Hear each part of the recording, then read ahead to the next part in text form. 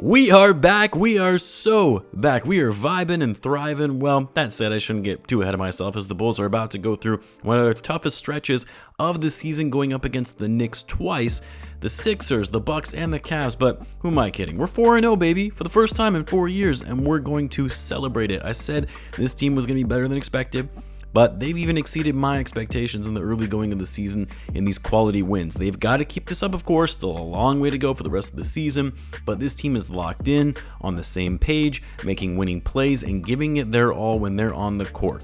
I know all the tankers are hating this right now, probably saying, what good is this if it doesn't lead to a deep playoff run or a championship when you could be getting a top pick in a stacked draft class? Man, keep that losing mentality to yourself. The Bulls are developing a winning culture with this group, tanking year after year and instilling a losing mentality in these young players where they just become checked out after a while is never the way to go, especially when the Bulls have too much talent on this roster to even make tanking a feasible option. So get over it, get it out of your head that this team isn't tanking, and embrace the fun basketball we're seeing before our eyes. Fun basketball that is actually translating to winning. So many things I like seeing in this game. Also a couple of head scratchers as well. But before I get into that, a quick word from our sponsor. This episode is brought to you by Prize Picks. All right, we make decisions every day, but on Prize Picks, making the right decision can actually get you paid. Don't miss any of the excitement this sports season on Prize Picks, whether you're a football fan, a basketball fan, or a fan of both. It always feels good to be right. With season just about to kick off, I'm looking forward to putting some of my predictions into action. Prize Picks is super simple to play. Just pick more or less on at least 2 player stats. If you get your picks right, you could cash in. Prize Picks now offers stacks, meaning you can pick the same player up to 3 times in the same lineup. So if you want to pick more on Steph Curry's 3-pointers and assists, now you can pick all of them in the same lineup, only on Prize Picks. Join the millions of users and sign up for America's #1 fantasy sports app. Download the Prize Pick app today and use the code BULLCENTRAL to get $50 in lineups after you play your first $5 lineup. That's code BULLCENTRAL to get $50 in lineups after you play your first $5 lineup. Prize Picks, it's good to be right. Now, first off, it was good to see Zach LaVine back at the United Center. The Bulls had a nice tribute video to honor him in the first quarter. And to be honest, seeing LaVine out there and him still looking really great, it almost made me feel bad for him that, he's once again in just another unfortunate situation that is a bad fit for him as a player, because he's still really, really good. Not his fault that he got traded to a team that was trying to replicate what the Bulls did 4 years ago, thinking it was suddenly going to work. But anyway, Zach still looks so smooth out there, still doing his thing.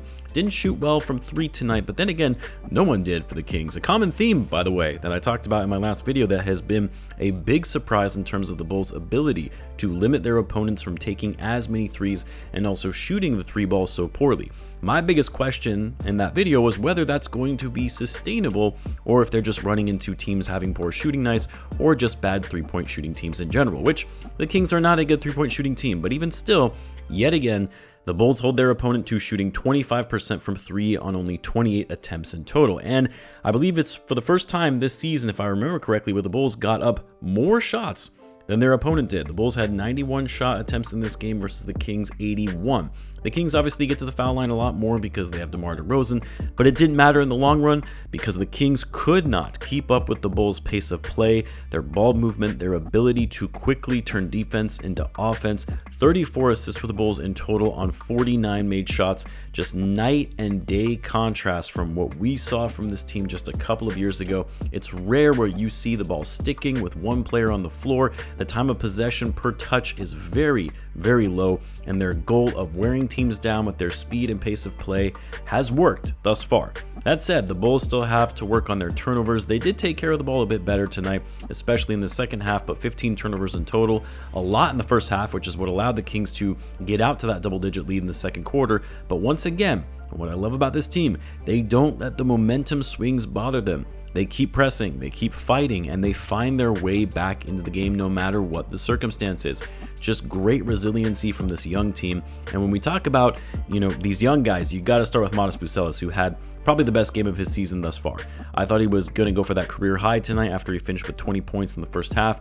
Was a little quieter in the second half, still out there doing his thing and being productive, but He was a little more deferential in the second half, still managed to finish with a season-high 27 points to lead all scorers on elite efficiency, shooting, by the way, 11 for 18 from the field, 4 for 6 from 3, 5 rebounds, 2 assists, 2 steals, and a block. And one of his blocks, he actually got a piece of it on Zach LaVine. It wasn't counted as a block, instead of goaltend, but whatever. This was Modest's game, his time to shine against 2 former Bulls stars. He defended well, he made the right reads on offense and cutting the basket, showed off his handles and getting to the hoop. Did anyone else see that drive where he did that Michael Jordan switch up in the air where he changed hands on the layup and still was able to finish? Absolutely incredible. This kid has arrived, and more people are noticing. You're seeing his name pop up more on Twitter from major national outlets. He's here. People are noticing. Josh Giddey, almost another triple-double game, 20 points, 8 boards, 12 assists, 50% shooting from the field.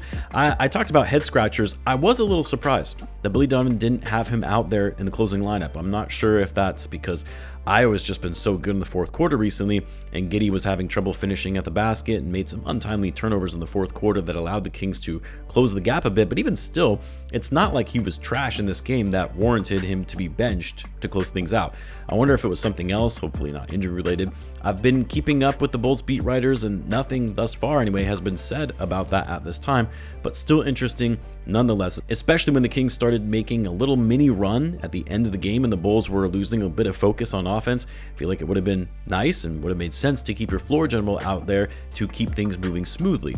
Anyway, good game from Josh Giddey, not the best on the turnover front, but he was a plus 24 in this game when he was on the court, which was a team high. Tre Jones, still out there, being that next man up while Kobe White is out, still making winning plays, getting in the teeth of the defense, setting up pick and rolls, finding the open man on kickouts, and still hounding guys on defense with another 2 steals in this game. Great game from Tre Jones. Vucevic was also solid, especially against Sabonis. 13 points, 14 rebounds, 7 assists. Wasn't as efficient in this game as we've been used to seeing. Had trouble finishing at times, even when he did beat Sabonis off the dribble. But I did like that fake at the top of the key that he made against him in that drive to the hoop where he threw it down for a dunk. And then Isaac Okoro. Okoro has been better in these last 2 games. Not saying he's been great, but he has been more active offensively. He's been finishing much better at the rim, getting better shots up, cutting on the back doors at the right times, and he's still been a dog defensively, and a big reason for why the Bulls have been able to hold their opponents shooting so poorly from 3. Kevin Huerter revenge game, just like he balled out last season in Sacramento shortly after the trade. Had a solid game in this one as well, where he opened up for 18 points on 6 for 8 shooting, 3 for 5 from 3, and was even active and aggressive on the defensive end, getting in passing lanes and forcing. Great all-around game from Huerter. And hey man, Patrick Williams has still looked like a solid role player, doing the dirty work at times, fighting for loose balls. Tough 3-and-D guy. You can't complain from what we've seen from Patrick Williams in the early going of the season. So how about that? Bulls are tied right now for first, number 1 seed in the Eastern Conference through 4 games with the Sixers. Don't think a lot of people expected that not only the Bulls, but the Sixers as well would be tied for first after the first week of the NBA season, who the Bulls will actually be facing off against next Tuesday. It's going to be fun, man, but also going to be some big tests for the Bulls coming up with the next 7 or so games while Kobe White still remains out of the lineup. Bulls are back at it on Halloween for the first time in the NBA Cup at the United Center. But until then, guys, as always, be sure to subscribe, and I will see you in the next one.